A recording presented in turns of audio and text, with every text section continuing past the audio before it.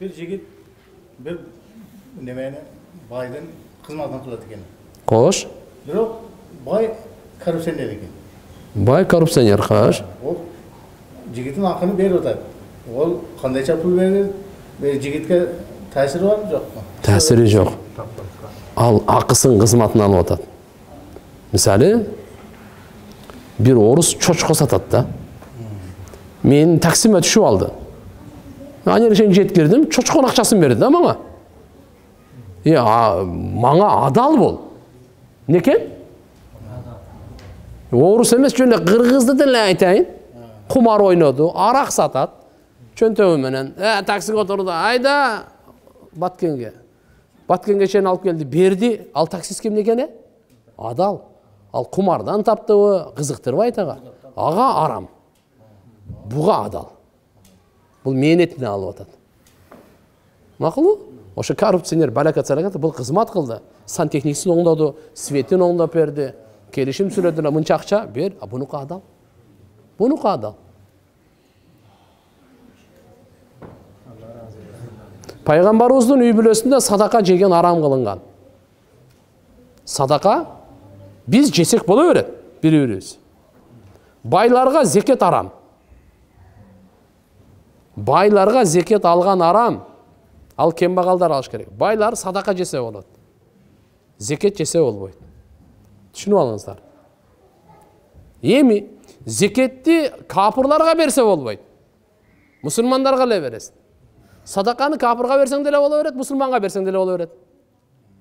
Зекет, үшүр, фитр садақа мұсылмандарға ғана. Шариат бөліп қойған. Демек негені мұна қарап тұрыңызда. Еми, байлар садақа жесе бола береді. Бірақ зекет жесе болбайды, арамаға. Еми, андан да бір жоғыр пайғамбарымыздың үй бүлесі. Зекет тияқта тұрсын, садақа жесе дағы болбайды. Аларға хадия. Аларға некені? Хадия. Хадия садақа айырмалары бар бұлар. Еми, пайғамбар саллаллаху алейхи ва саллям не үшін айтайын деп атам? Пайғамбар саллаллаху алейхи ва саллямдың жұбайларының біріне бүрі алып келген. Жоқ, жұбайларының емес екен. Bir enevizge azıratını unutatam. Бүрі садақа берген. Анан пайғамбар саллаллаху алейхи ва саллям ошол етті қойбайсың жебейді дегенде, я Расулалла, бұл садақаға келді. Саңа садақа, бізге қойсаң хадия деген. Ошол ет. Түсінікті бі? Ошол ет. Мысалы, бұл кіші зекет ала тұрған. Бұл бай зекетін берді бұға. Бұл маңа тамақ қылып берді, жесем бола береді. Бұл егерде зекеті маңа берсе, маңа болбойды. Егерде мен бай болсам. Бирок кембағалға берді, кембағал тамақ берді, жесем бола береді. Қолдан қолға өтіп кетті деген сөз. Түсіндіре алдым ба? Азыр баяғы тапқан коррупция ал арам менен тапты. Сіз айтып отқан. Арам менен тапты коррупционер. Бирок қызматты қылды эле, ал лампочкаларды оңдады, же осаны цементтеп кетті. Аға берген ақысын берді. Мақұл? Дағы башқа? Менде бар. Мақсат аға біздің айға қош келіпсіз. Рахман. Мен берейін деген, мұны чуаққаян берейін деп жүрдім де чуаққаян өліп қалды, Құда рахмат қылсын. Біздің айында мұндай бір групп адатымыз бар. Біреу өлген болса, ертесі саар менен барып, ол жерде дуа қыламыз. Тамақ жебейді. Тамақ жебейді. Бағымдаттан кейін мешіттен шығып барып дуа қыламыз. Мысалы, мен өлген болсам, саар шығып барастардағы дуа қыластардағы қайтып кете бересіздер. Дарбазанын алдыдан эле. Кош. Тамақ жебейді. Шонда барып оқып, Құран оқиды дем, құлфүні оқыды, дуа қылды, кеттілер. Шол дұрыс емес бе? Біздікілер дұрыс емес деп алды даватшылар. Мәчіттен шыққаннан кейін бұяқа кетеді, жамаат, ел барады, бұлар бұяқа қап кетеді. Балға айттан дұрыс емес деп. Ал тоғры емес қой? Мұндай тақсырлар.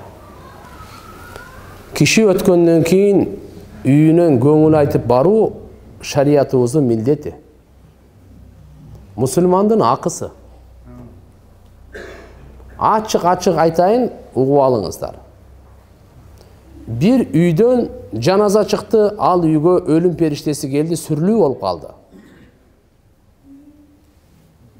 Шариятыбыздын милдети боюнча ошол жердегилер тезирээк жарыя кылсын, паланча өлдү деп, жаназага эртерээк келишсин.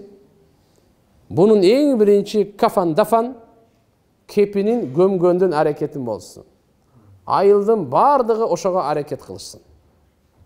Bardığı göngül aytıp. Bardığı göngül aytıp. Tak.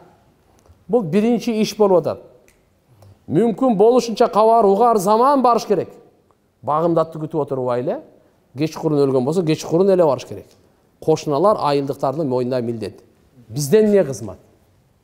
Кабыр казганга, кепин дегенге эми биз азыр мынал маданиятты тирилтишибиз керек. Кауттуктар. Сиздер баштасаңыздар, Кудай кааласа, ахли илим, кары алымдар бар. Кайсыл үйдөн өлүк чыкса, тамак жемей жок. Ошол үйдү кошуналары, туугандары 3 күн тамак алып барып берейли. Сүйлөшүп алайлы. Сапарбай дамла, сиз наныштан алып барың.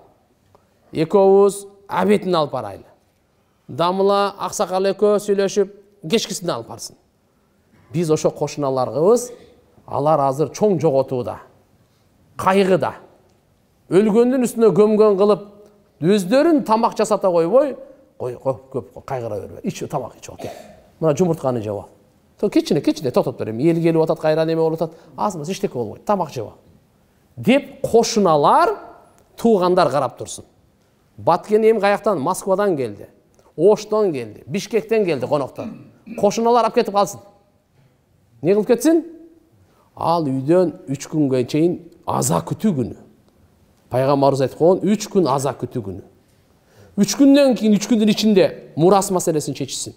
Карыз маселесин чечишсин. Осият маселесин чечишсин. 3 күндүн ичинде. 3 күндөн кийин анан кийин бирөө ихсан кылам десе тоспогула. Ихсан кылам десе тоспогула. Бирок аны бир не деген компания бар, акча алып жасайт го. Кредит алып, жетимдин акыркы уюн, коюн, торпогун союп, андай кылбасын. Колунда барбы? Алланын ыраазычы үчүн, ар намыс үчүн эмес, эл не дейт үчүн эмес. Эгер ихсан кылса, мейли, шарият ага тыюу салбайт. Куран окуу маселесинде gömgөнгө чейин Куран окусак болот. Сиздерде кандай, gömgөндөн кийин окуйбу же gömгөнгө чейинби? Бул да жөн эле адат. Куран өлдүбү? Азыр окусак болот. Албетте, жуул элек жанында туруп окусак болбойт. Майит жуул элек, кусулга алына элек. Ошол жерге жанына барып Куран окуса болбойт. Берки комнатада боло берет. Мечиттен туруп окуса боло берет. Кийин окулат да бизде. Ол ошол жөн эле адатын карал. Ал шариятын кара эмес ал. Шарият боюнча ал мисалы азыр уктукпу? Мына жерден бирөө өлдү деп. Азыр эле хатым Куранды 30 балага бирден беребиз дагы. Же болбосо ушул жерде мен Ихлас Фалакты окуп, дуа кылып Куран окусам боло берет азыр эле. Үйүнө барып окугандын эмне пайдасы бар? Үйүнө барып окугандын пайдасы анын көңүлү. Тазия. Бул исламдын баалуулугу. Поддержка. Мына биздин сөз менен айтканда. Баарыбыз барып бизди кызматтабыз. Сабыр кылыңыз, кайрат кылыңыз. Кайгыңызды бөлүшөбүз деген сөз жаманбы? Анан барып туруп ошол өлүк эгерде гусулга алынса, жанында отуруп ам окуса боло берет. Түшүндүңүздөрбү? Бирок иншалла бизде адат бар болуп калган. Биз жакта деле ошондой адат болуп калган. Көмгөндөн кийин гана Куран окуйт деген. Атак шариятта андай эмес. Түшүндүңүздөр да? Эми сиздин сурооңузга дагы баткенче даңгал жооп берип коеюн. Эрте менен барганыңыздар дурус, Куран окуганыңар дурус, көңүл айтканыңар дурус, кайгы бөлүшкөнүңөр дурус. 3 күн ошол жерде алымдар мурас маселесин чечип берсин, карыз маселесин чечип берсин, осиятын чечип берсин. Ар бир мусулман өлгөндө, ошого өлгөндөн кийин 4 иш чара болот. 4 укук байланат мойнунда. Биринчи буну узатуу аземи. Сиздерде гөр сатылбайт, же сатылып калдыбы? Төлөбөйсүздөр акчаны, 5-10 сом. Амер Бишкектерде бар, аны билесиздер. Биринчи ушу тарика, мына Ушу өлүк эмнени таштап кетти? Бул өлүктүн мынча акчасы бар.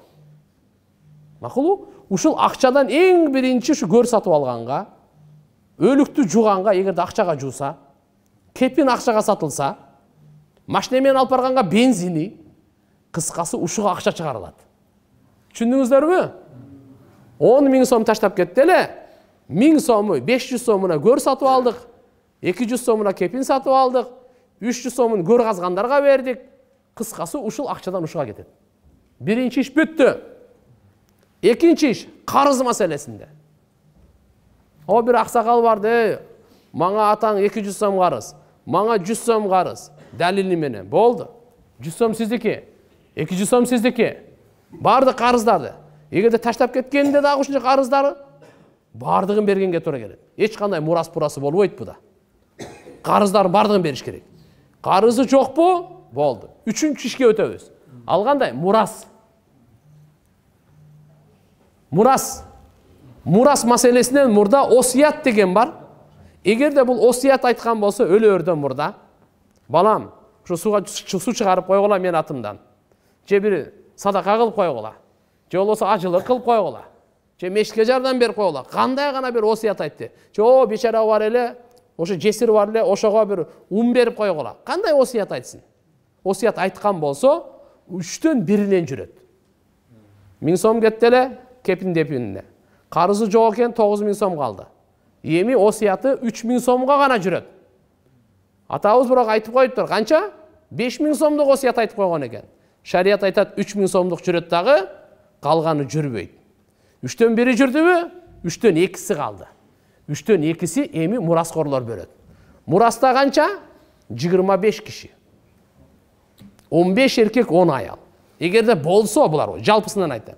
Бул өзүнчө чоң илим.